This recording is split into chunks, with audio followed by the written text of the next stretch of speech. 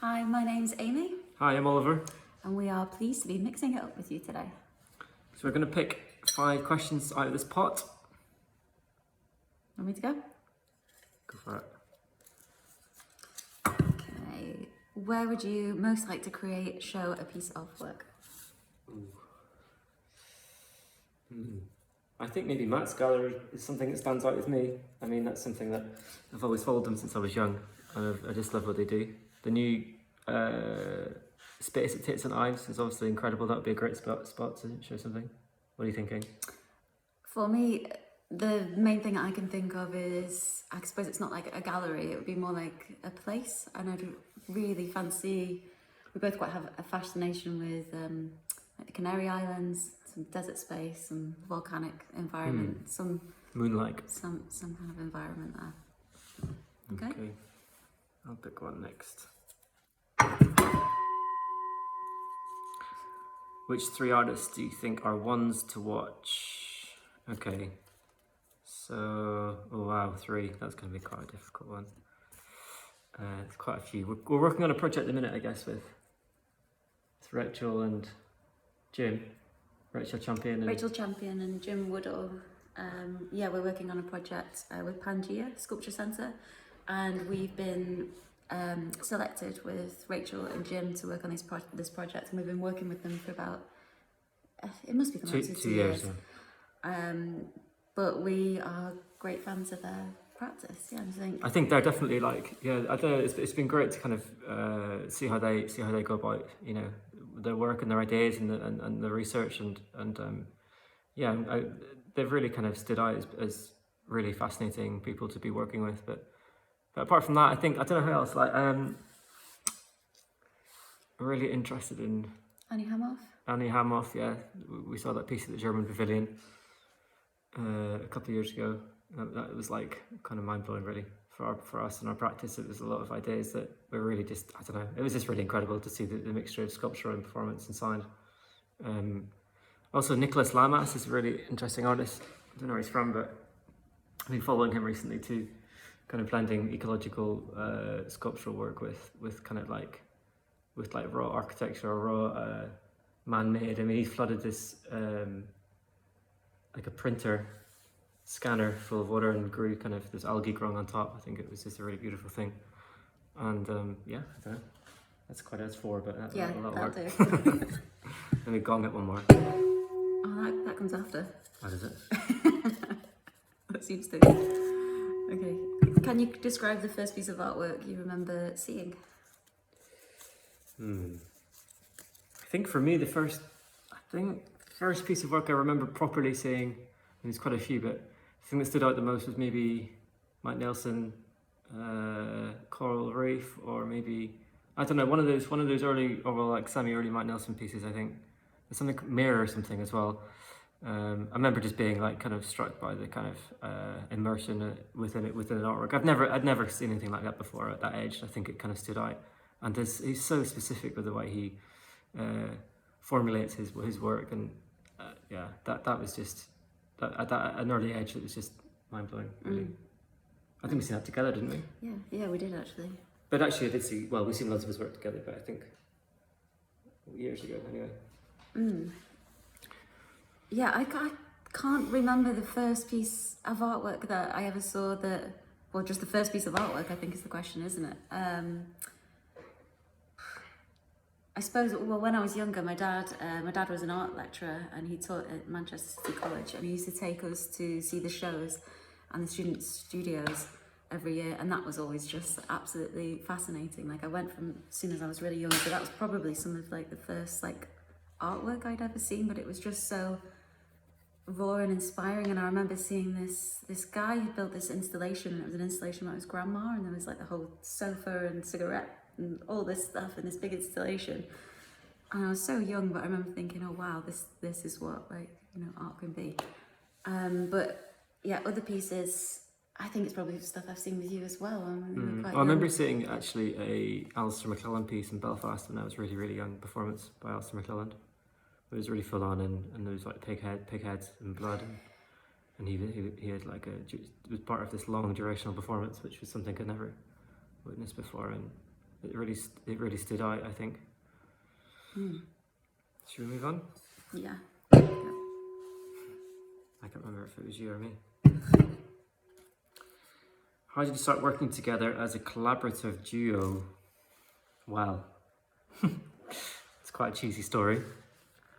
When we were studying, when we were studying in Falmouth, which was quite a long time ago now, 2006, I think, I remember coming across Amy's studio space, not knowing whose space it was or who it was or anything like that, really. And I remember being struck by the material that was there and the kind of, I don't know, the sensibility to the material, I suppose. And there was a huge bashed up sheet of steel, massive sheet of steel, and there was some kind of bits of wood, and you had some photographic work, and you had lots of stuff. And I remember just being struck by the work, really. And then we, I think, yeah, as time passed, we got to know each other.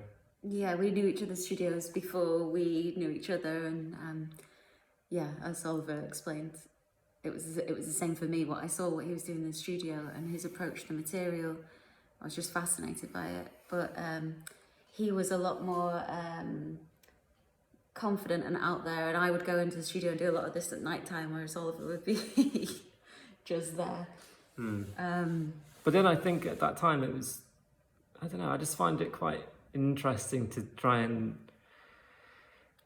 we really wanted to push our practice like together, and we really tried, you know, to see how that would work. And I think it seemed like there was a really interesting dynamic and a raw energy that was brought to working collaboratively, and it seemed more fluid as well. And I just felt like I don't think we ever had a conversation No, we like, oh, didn't. shall we start collaborating? No, we were really quite shy when we first met, and we just it just started happening, didn't it? Like I remember you found this huge net, this amazing net, and we just took it to the installation room in Falmouth, and we just started just working with it without really even talking about it. And then our first piece was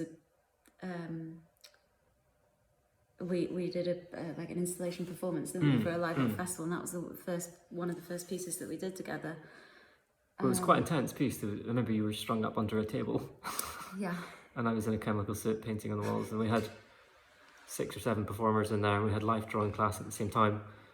It was kind of multi-layered, but yeah, I mean, I think it just all happened, you know, naturally and organically, and I think that's probably the best way of describing how it kind of formulated itself. But at the time, I couldn't envision like, working collaboratively with anybody because I kept everything so internal, and I found it quite hard to vocalize like what I was doing. So yeah, it was quite a special time.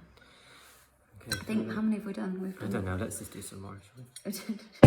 Gone away. You can do this one. Okay. What is your best experience in the art world to date?